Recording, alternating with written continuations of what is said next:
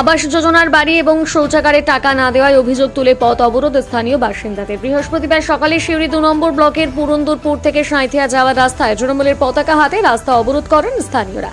পরে পুলিশের আশ্বাসে অবরোধ ওঠে। স্থানীয় সূত্রে জানা গিয়েছে, এলাকায় তৃণমূলের সদস্য ইচ্ছাকৃতভাবে সাধারণ মানুষের নাম আবাস যোজনার তালিকা থেকে বাদ দিয়ে দিয়েছে। তাদের অভিযোগ, তারাও তৃণমূলের কর্মী। এমনকি আবাস যোজনার বাড়ির জন্য স্থানীয় তৃণমূল নেতা 5,000 টাকা এবং শৌচাগারের জন্য 2,000 টাকা নিয়েছে, অথচ তারা কোনো প্রকল্পের সুবিধা পাচ্ছে না। অভিযোগ, স্থানীয় পঞ্চায়েত সদস্য ইচ্ছাকৃতভাবে তালিকা থেকে নাম বাদ দিচ্ছে। তার প্রতিবাদে এদিনের এই বিক্ষোভ। আমাদের বাথরুম নাই, বাথরুমে খুবই কষ্ট। আমাদেরকে বাথরুমে টাকা নিচ্ছে, বলছে হ্যাঁ দিব দরখাস্ত নিচ্ছে, দিব দেয় না। আমাদের বাড়িটা এলো, স্লিপ দিয়ে গেল, বাড়িটা হট করে কেটে দিলে বলছে হ্যাঁ পাবে করে দিচ্ছে না, বলছে 5,000 টাকা নিব তবে বাড়ি দেবো। কে কেটে দিচ্ছে? কে কেটেছে কি করে জানবো, বলছে না কেউ। নেম বাড়া কেটেছে, তাছাড়াও কে কাটবে? টাকা কে চেয়েছে? 5,000 টাকা ফটিক মন্ডল। টাকাও নেম বাড়া চেয়েছে, ফটিক নাম্বার চেয়েছে। কি নাম? ফটিক নাম্বারও চেয়েছে টাকা। আমরা বাড়ি আসছিল? হ্যাঁ আমার বাড়ি আসছিল, স্লিপ কিন্তু দিয়ে গেছে আমার বাড়ি। তারপরেও বাড়ি পাননি? না, তারপরে বাড়ি পান না, বাড়ি দেয় না আমাকে। ব্লক অফিসে জানিয়েছিলেন?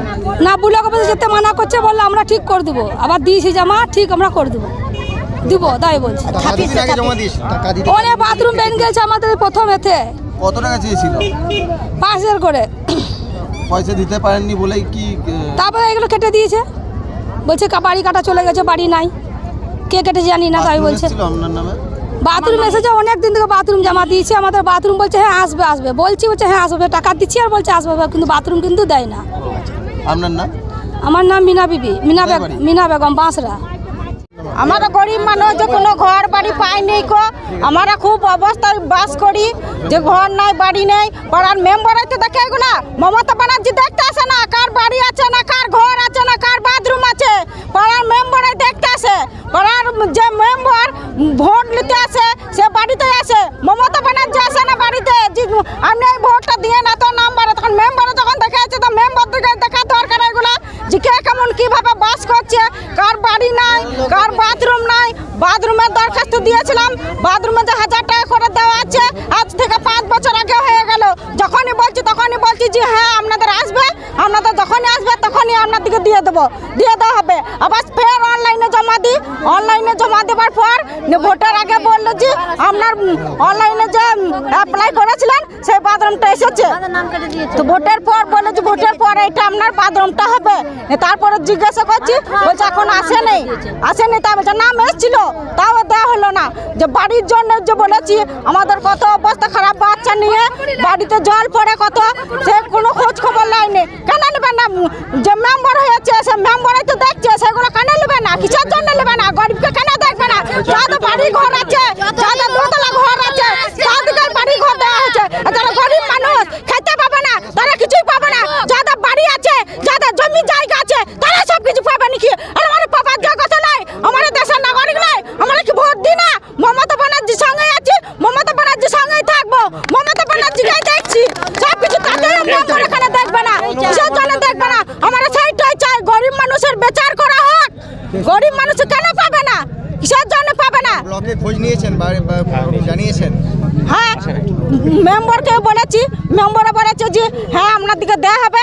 এখন আসে নাই, যখনই বাড়ি আসে তখনই জানাই মেম্বারকে, বলে যে পরের লটে আসছে। আবার যখনই আবার বাড়ি আসে আবার বলি, শুরু করছে পরের লটে আসবে। কেন এরকম করবে? যাদের বাড়ি ঘর আছে, যারা মেম্বারের সঙ্গে ঘোরাফেরা করে, চামচাগিরি করে, সেই লোকই পেয়েছে, আমরা বিচার চাই। আমরা মেম্বারের সঙ্গে চামচাগিরি করতে পারি না বলে আমরা কি পাবো না?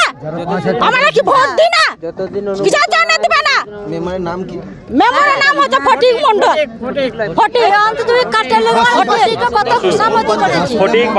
বাসুদেব মন্ডল। রেখা দাস, দমদমা পঞ্চায়েতে। আপনার নাম? কাকলি হাজরা। কোথায় বাড়ি? বাঁশরা গ্রাম। জেলা কমিটির কাছে বারবার অনুরোধ করছি এবং 2 নম্বর ব্লক সভাপতি এবং পঞ্চায়েত সমিতির কর্মদক্ষকে অনুরোধ করেছি। কিছুদিন আগে আমাদের গ্রামে একটা সমস্যা হয়েছিল, সেটা বাইরে থেকে দুষ্কৃতী এসে হামলা করেছিল। তাই গোটা গ্রামবাসী সেই আন্দোলনে আমরা সবাই যোগ দিয়ে আমরা সেই আন্দোলনে একটা রুখে দাঁড়িয়েছিলাম। তারপর আমরা ব্লক সভাপতিকে বলি একটা সমস্যা সমাধান করেন। সেই ব্লক সভাপতি এবং পঞ্চায়েত সমিতির কর্মদক্ষ ওনারা পর্যন্ত কিছুই করেনি। তাই পরশু একটা গ্রামে আবার মিটিং হয়, আমাদের তৃণমূল কংগ্রেসের একটা মিটিং হয়। সেই মিটিংয়ে আমরা সবাই ছিলাম। সেই মিটিংয়ে আমাদের যিনারা গ্রামের নেতৃত্ব আছে তাদেরকে প্রথম কথা জিজ্ঞাসা করেছিলাম, এই পাড়াতে একটা নালা আছে, আজ 15 বছর থেকে বলছে নালাটা করে দেবো, কিন্তু নালাটা আর করে দিচ্ছে না। তারপর আপনার কিছুদিন আগে অন্তোদয় কার্ড এসেছে। অন্তোদয় কার্ড আমাদের গ্রামে এই সব লোকগুলা গরিব মানুষগুলো না পেয়ে, গরিব মানুষ না পেয়ে ওরা মেম্বার যে কটা বড় লোক তারা নিজেরাই নিয়ে নিয়েছে। বাসুদেব মণ্ডল মেম্বার 10 বিঘা জমি আছে, সে নিয়ে নিয়েছে। ফটিক মণ্ডল মেম্বার, সেও নিয়ে নিয়েছে। এরম করে বড় লোক যারা তারাই অন্তোদয় কার্ড গোটা নিয়েছে। তাহলে গরিব মানুষের জন্য বলছে সরকার, আমরাও তো গরিব মানুষের জন্য লড়ছি, আমরাও মমতা ব্যানার্জির সরকার। তাহলে সরকার কি করছে গরিব মানুষের জন্য? কাদের প্রতি দায়িত্ব দিয়েছে? কিছু বাড়ি ঘর এসছে, এই অঞ্চলে কোথাও চেকিং হলো না, বাঁশড়াতেই চেকিং করালো, 50টা বাড়িকে কেটে দিলে। কার হুকুমে চেকিং করলে? কার হুকুমে 53টা ঘর কাটলে? এই নিহাত গরিব মানুষ, এই গরিব মানুষের ঘরটা কেটে দিলে, যে দিন আনে দিন খাটে। অথচ গত বছর আজ 3 বছর আগে যে ঘর পেয়েছে আবার সে ঘর পেলে, তাহলে এই টাকাটা লিচ্ছে তাকে ঘরটা দিচ্ছে। এইটাকে ঠিক? কিছুদিন আগে বাথরুম এসেছে, বাথরুমের টাকা তাও 2000 টাকা করে তুলেছে। সেই পরিপ্রেক্ষিতে এই আজ আমরা একটা আন্দোলনে নেমেছি। এই আন্দোলন বৃহত্তরত আন্দোলন, যতক্ষণ অনুব্রত মণ্ডল বা কাজল সাহেব এসে এই আন্দোলন আমাদের সুবিচার না দিয়ে যাবে ততক্ষণ পর্যন্ত আমরা এই আন্দোলন চালিয়ে যাচ্ছি, আন্দোলন চালিয়ে যাব। বন্দে মাতরম। তৃণমূল কংগ্রেস জিন্দাবাদ। মমতা ব্যানার্জি জিন্দাবাদ। অন্যায়ের বিরুদ্ধে লড়বো। শেখ চন্দন আমার নাম। কি নাম? শেখ চন্দন। কোথায় বাড়ি? বাঁশড়া, কোন পঞ্চায়েত? দমদমা পঞ্চায়েত। বাঁশড়া গ্রামের বার্তাটা গোটা বাংলা জুড়ে যাবে, শুনবে, প্রত্যেকটা মানুষ শুনবে। আমাদের শ্রদ্ধেয় সভাপতি মহাশয় অর্থাৎ তৃণমূল কংগ্রেসের অভিভাবক নুরুল ইসলাম সাহেব আমাদের গ্রামটাকে পরিচালনা করছিলেন, সুন্দর চলছিল। কিন্তু আমরা 3 দফা দাবি আমাদের ছিল, একটা রাস্তা এবং পানীয় জল এবং যে বাথরুম পায়খানা বললে আমার ভাই চন্দন ঠিকই বলেছে। এবং আমাদের বাঁশড়া গ্রামের পরিচালনার দায়িত্ব যারা দিয়েছিলেন ফটিক মণ্ডল এবং আরও যা আছে তারা কিন্তু আমাদের বাঁশড়া পরিচালনা করতে পারছে না। এর জন্য আমাদের বিক্ষোভ। অর্থাৎ আমাদের তৃণমূল কংগ্রেস করি, আমরা মমতা ব্যানার্জির দল করি। আমাদের কিছুদিন আগে আপনার সহসভাপতি অর্থাৎ কাজল শেখ এসেছিলেন, উনি বলেছিলেন যে আমরা রাস্তাটা করে দেবো, কিন্তু এখনও পর্যন্ত আমরা রাস্তার সুবিধা পাইনি এবং মানুষ ওই কাতেই হাঁটছে। কিন্তু আমরা দীর্ঘদিন বলা সত্ত্বেও আমরা করছি না। আজকে আমরা বাধ্য হয়ে ওদেরকে বলেছি যে তোমাদের নেতৃত্বে বাঁশড়া চলবে না, বাঁশড়া চলতে হয়। আমাদের ইয়াং জেনারেশন আছেন, তেনারা দেখবেন, এবং ভালো ভালো ছেলে আছে বাঁশড়ায়। আজকে উল্টোপাল্টা মানে মদ খাইয়ে মানুষকে বোমাবাজি করে আজকে নিরীহ 3 জনকে ওরা পুলিশকে ধরে আটকে দিলে। 1 নম্বর। 2 নম্বর রাস্তা বলতে যাচ্ছি, রাস্তা করছে না। আমাদের সুন্দর গ্রাউন্ড আছে, ছেলেরা গ্রাউন্ডে ভালো যাবে সেরকম কোনো উন্নয়ন নাই। কেবল উন্নয়ন ভোটের আগে 2-4 দিন এসে উন্নয়নটা দেখে দিচ্ছে, মিটিং করে দিচ্ছে, ছেড়ে দিচ্ছে। এবং আমরা বলছি বলছে তোমরা দল করো না। আপনাদের মাধ্যমে আমরা জানতে চাই, আমাদের অভিভাবক আছেন, তিনি যেন বাঁশড়া গ্রামটাকে সুন্দরভাবে পরিচালনা করেন। এবং এর জন্য জাকির মির্জাও আসুক এবং নুরুল ভাইও আসুক এবং আমাদের যারা উচ্চতর আছেন তৃণমূল কংগ্রেসের সহসভাপতি আছেন অর্থাৎ ওরা আসুক, এসে করবেন। আর যে আপনার এই যে অন্তোদয় কার্ডটা হয়েছে, এটা অ্যাকচুয়ালি আপনারা সত্যি করে বলতে চান গরিব মানুষ পায়নি। আমরা চাইছি গরিব মানুষ পাক, যারা খেটে খায়, যাদের কিছু নাই তারা পাক। কিন্তু আমাদের যারা ওই যে তৃণমূল কংগ্রেসের যারা ফটিকের সঙ্গে যারা কাজ করে, হ্যাঁ, তাদের ঘরে যারা ছানি কাটে, গোয়াল ফেলায়, তাদেরকে অন্তোদয় কার্ডটা দেওয়া হয়েছে। এটা আমরা মানতে পারবো না, এটা তৃণমূল কংগ্রেস মানবে না। এবং মমতা ব্যানার্জি নির্দেশ দিয়েছে যে ভুল হলে তোমরা সংশোধন করো। তার জন্য আমরা আমাদের পুরো বিশ্বাসের সঙ্গে বলছি। এবং আমাদের অভিভাবক আছেন, উনিও আছেন, বর্তমানে নুরুল ভাইও আছেন, কেষ্ট মণ্ডলও আছেন, হ্যাঁ, আরও অনেকে আছেন। ওরা আসুক, এসে দেখুক আমাদের গ্রামটা যেন পরিচালনা হয় এবং সুষ্ঠুভাবে যেন চলে। আজকে আমরা এই দাবাটাই করবো। এবং আমাদের প্রথম দাবা হচ্ছে ওদের দ্বারা আমরা পরিচালনা গ্রাম করতে দেবো না, এইটাই আমাদের বক্তব্য। রোড ব্লক না কত বোধ করে আজকে আমাদের পথবদের নয়, এটা পথের মধ্যে আছে। হ্যাঁ, পথবদের নাই, আমরা দেখেছি এটা। গ্রাম আমাদের জন্য সাড়া দিয়েছে। জেলা শেখ মুজিবুর রহমান, কোথায় বাসরা। যে আবাস যোজনার বাড়ি যাদের এসছিল তাদের কাছে 5,000 টাকা করে চাওয়া হয়েছিল। 5,000 টাকা না দেওয়ার জন্য তাদের নাম কেটে দেওয়া হয়। নাম রাখা এবং কাটা এই কোনোটাই দলের কোনো কর্মীর দ্বারা হয় না।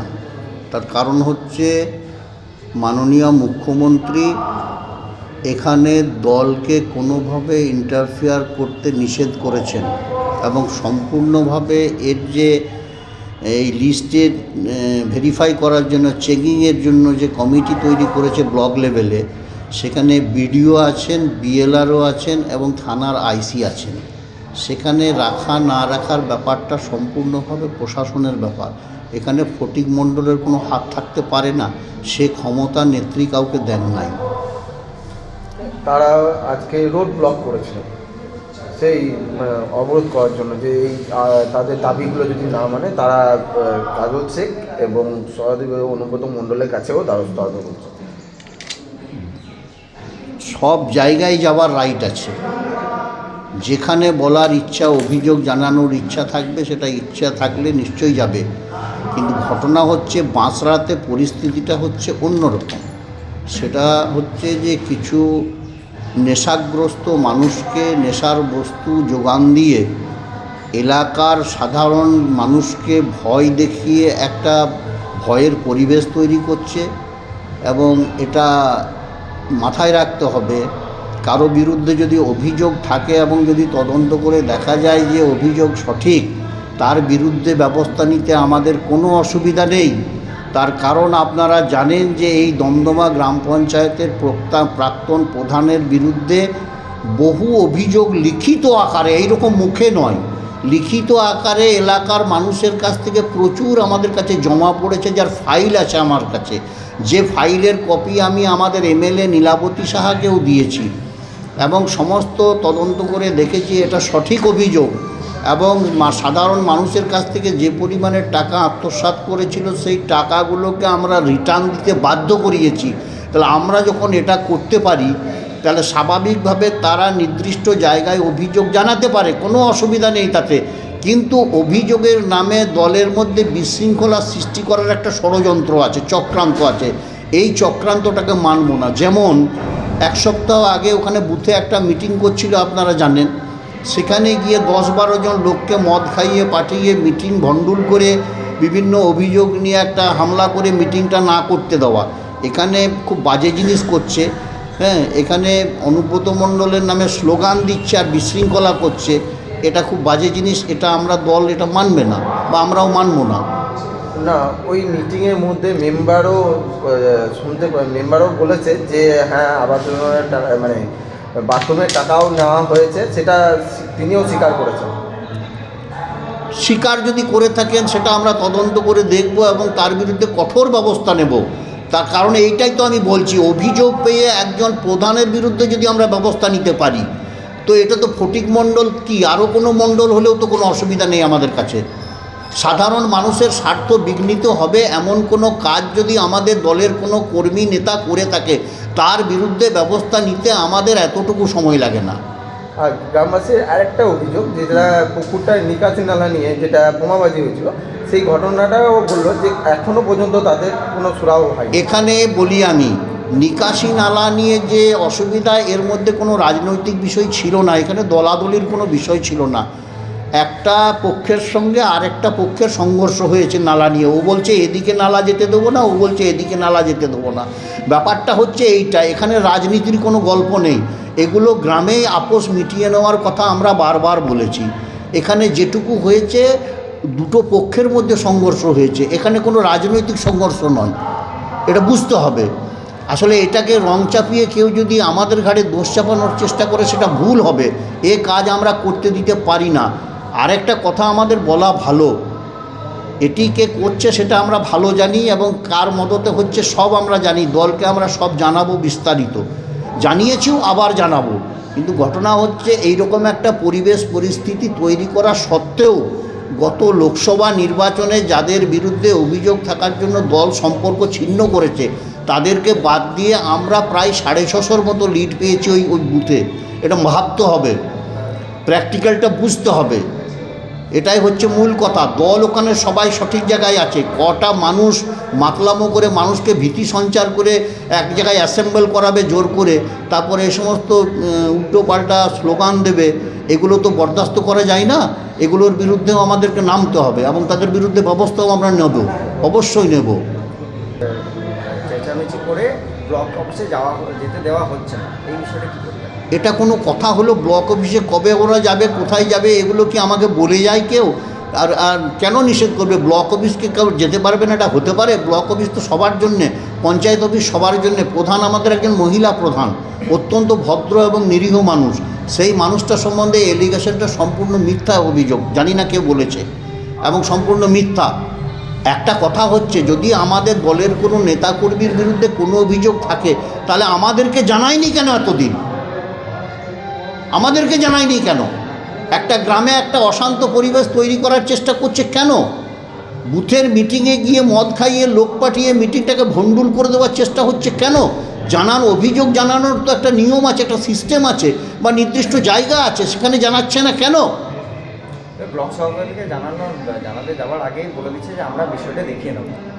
না, আপনাকে জানানোর আগেই তারা গ্রামবাসীরা যদি আপনাকে বলতে আসার কিছু ব্যাপার থাকে, তার আগেই তারা মেম্বার বা প্রধান বলছে যে আমরা বিষয়টা দেখে নেব, যাওয়ার দরকার। খুব স্বাভাবিক কথা, খুব স্বাভাবিক কথা। স্থানীয় স্তরে কোনো সমস্যা থাকলে সেখানকার স্থানীয় নেতৃবৃন্দ বা জনপ্রতিনিধি যারা আছে তারা তো আপ্রাণ চেষ্টা করবে সমস্যা মেটানোর, পরবর্তীতে তো ব্লক সভাপতিকে বলবে। তো এটাই তো হয়, তারা না পারলে আমাদের কাছে আসবে। তারা মানে